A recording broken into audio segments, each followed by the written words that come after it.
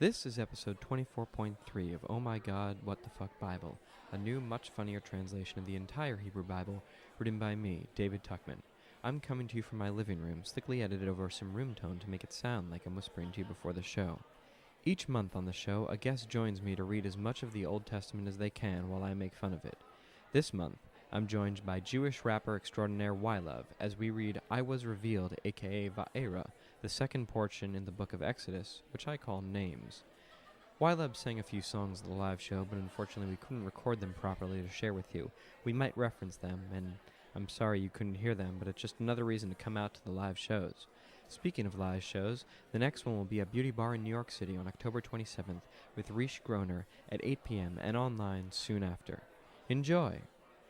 Previously, in the Bible. When Avram was 99 years old, Jehovah appeared to him. I am El Shaddai, God said. You and the generations that follow you shall make me your God. In return, I will give you the land in which you are now a stranger. The entire count of souls of House Yaakov going to Mitzrayim was 70. A new king rose over Mitzrayim. The Mitzrim enslaved the Hebrews. One of Jehovah's messengers appeared to Moshe as a mass of flame inside a bush.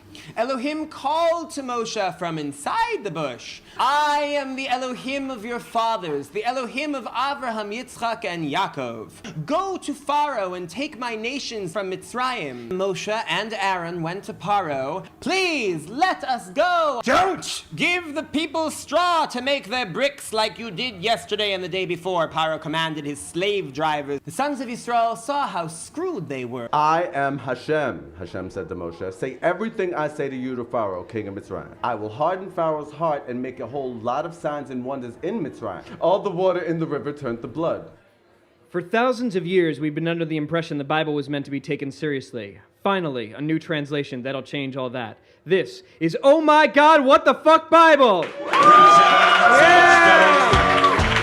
Chapter 18, in which a bunch of frogs is considered a plague.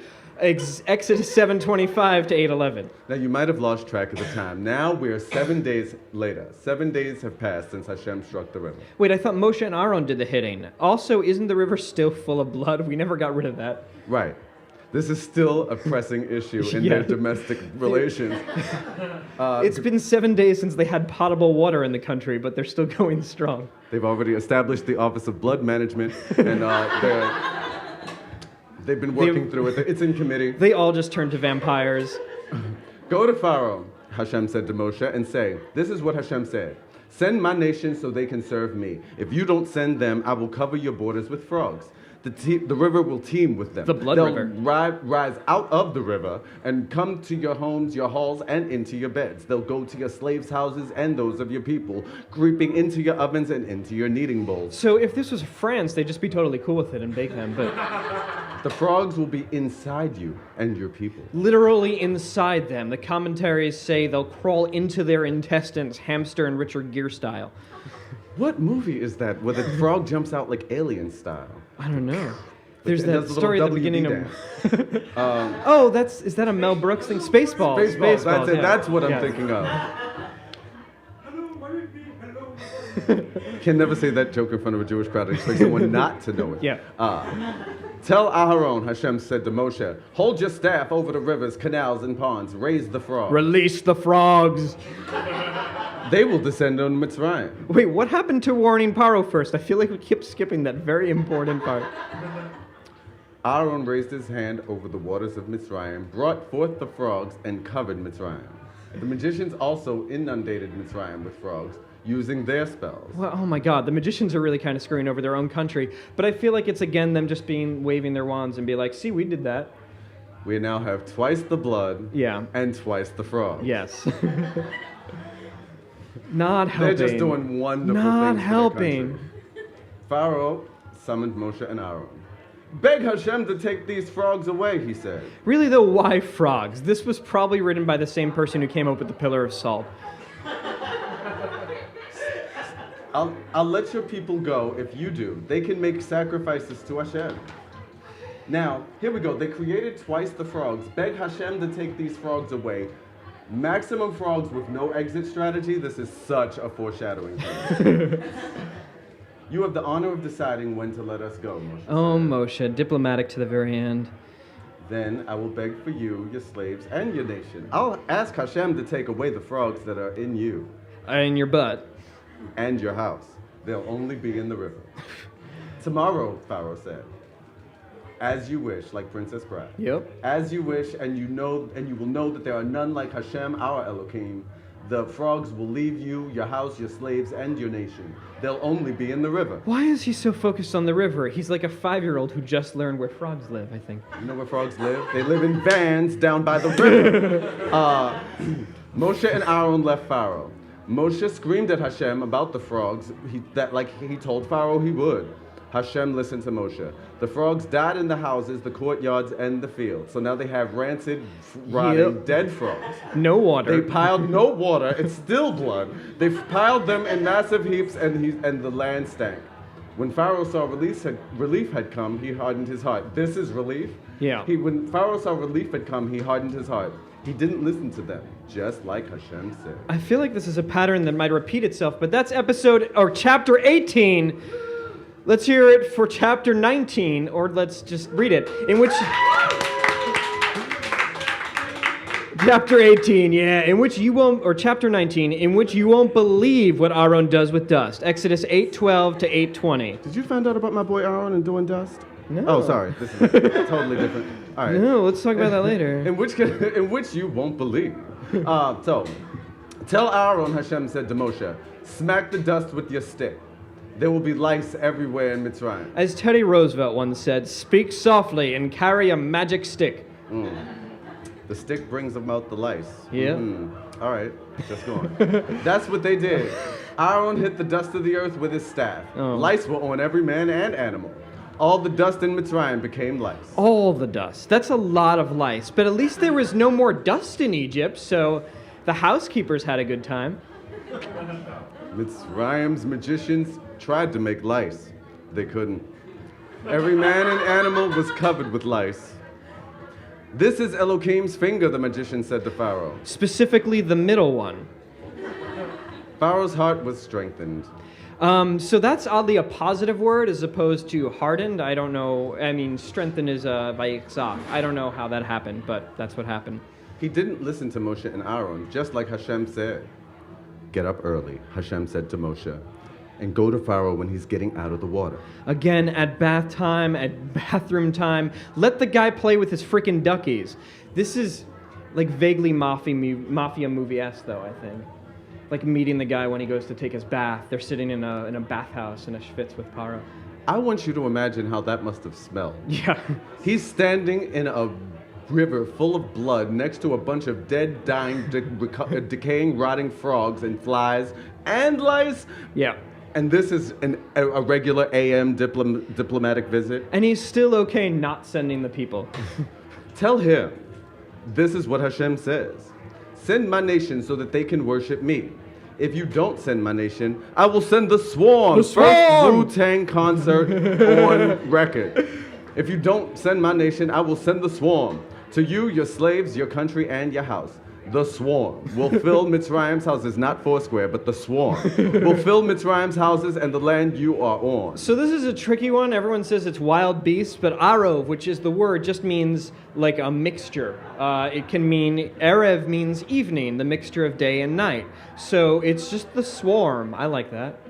This is the, yet again, first DJ to say, this is the remix. Hey, it's the mix. Yeah. Arov. When it does, I will set Goshen, where my nation is hanging out apart. There won't be any swarm there. That way you'll know that I, Hashem, was within the land. I will redeem my nation from yours. The sign will come tomorrow. This is the second reference to tomorrow. Next day delivery like FedEx. Yep. And Yehovah worked fast. 24 hours guaranteed, believe that. Swarm Hashem delivery. did. A great swarm came to Pharaoh's house, his slaves' houses, and the whole country. The land was just slaughtered by the swarm. Let's hear it for chapter 19. Do you want to do another? This is chapter 20, in which Paro responds exactly how you'd expect. Exodus 8:21 to 8:28. Pharaoh summoned Moshe and Aaron. Go, he said. Make sacrifices to your Elohim, but do it in this country. Okay, it's going to happen. That wouldn't be right. Oh, take what you can get, Moshe. Moshe said, We sacrificed the abomination of Mitzrayim to our Elohim Hashem. So he's talking about goats. Mitzrayim apparently loves goats so much they can't bear to see the Jews sacrifice them, or the Hebrews. According to Rashi, it was one of their deities, which sucks because goats are delicious, especially the cheese. How can we sacrifice Mitzrayim's abomination in front of them without them stoning us? We'll walk a 3-day journey in the desert and sacrifice to Hashem, our Elohim, like he tells us to. Oh, he's being clever. Fine. I'll send you, and you can sacrifice to Hashem, your Elohim. But, Pharaoh said, just don't go far and plead for me. God Zooks, Moshe said. When I leave you, I'll plead with Hashem to take the swarm away from Pharaoh, his slaves, and his nation tomorrow. But don't let Pharaoh add to his deceit and fail to send the nation to sacrifice to Hashem. Very slick, Moshe. Moshe left Pharaoh and pled to Hashem. Hashem did what Yosef said and removed the swarm from Pharaoh, his slaves, and his nation. Not a single one was left. Once again, Pharaoh hardened his heart this time and didn't send the nation. So this time, Paro did it, actually, not God. It seems intentional. Why is he picking a fight with God? That's a bad idea. Chapter 21, in which pretty much all of Mitzrayim's economy is wiped out, forgetting the blood and the disgusting corpses. Exodus 9:1 to 9:7. Go to Pharaoh, Hashem says to Moshe, and say, this is what Hashem, the Elohim of the Hebrews, says. Moshe's just bouncing back and forth now, which must be exhausting. Can't Jehovah just call Pharaoh directly at this point? This is how you know that there was no Facebook. Yeah. Send my nation Just so they can text the serve guy. me. If you hesitate and hold on to them, Hashem's hand will be in your livestock in the field. Ew, Hashem's gross. If there'll be a very heavy sickness in the horses, the donkeys, the camels, the cattle, and the sheep. Hashem. Wait, whose voice are we in now? Jehovah was talking, and now he's talking to the third person, to Moshe. I don't get it. Let's go. Hashem, this is Hashem telling Moshe to what to say to Pharaoh. Right, oh, I'm sorry. Referring to what's about to happen in the third person. Hashem will separate the livestock of Yisrael from Mitzrayim. Not a single thing owned by the sons of Yisrael will die. Hashem has set the date. Tomorrow he will bring this pestilence to the land. Wouldn't you know it? The next day, Hashem did it. All the livestock of Mitzrayim died. So I feel like this is the point in negotiations when all of the animals in your country are dead. That's kind of the point where you should give up. It's a sunk cost thing. I don't know why. Okay, but how well were they doing up until this point? There's no water. No. There's lice. Right. There was frogs. Like, you know, the swarm. You're really not getting that quality. You're not getting Kobe beef at this point. But now, yeah, you're not getting, yeah. It's all what's left. Exactly. Just a bunch of marrow bones walking around in the field. So, the next day, Hashem did it. All the livestock of Mitzrayim died, but not a single one of the sons of Yisrael's livestock perished. When Pharaoh learned that all of Yisrael's animals lived, he hardened his heart and didn't send the nation. Oh, sure, because he learned they live. That's why. That's all we've got time for this week. If you like the show, please find us on Facebook, Twitter, Tumblr, and the web. Or drop me a line at omgwtfbible@gmail.com. And please share the show with all your friends and rate and review it on iTunes. It really helps. But most of all, be sure to listen to the next episode, because next time, in the Bible, Pus dripping bloody boils, flowering forth on man and animal. No.